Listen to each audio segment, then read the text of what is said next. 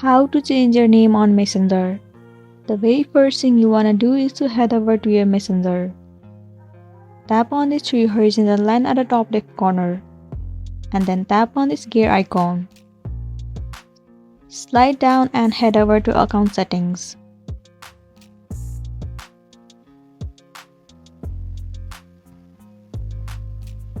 It will land you on this interface.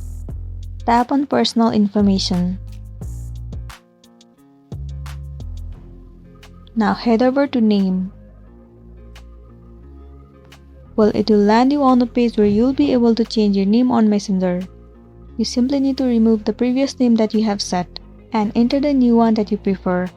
But the one thing you should know that if you change your name on Messenger, you won't be able to change your name again for 60 days. So make sure you enter the proper name. Once you have changed your name, tap on review change. And then you need to tap on save and you'll be good to go. So that's it, and this is simply how you can change your name on Messenger.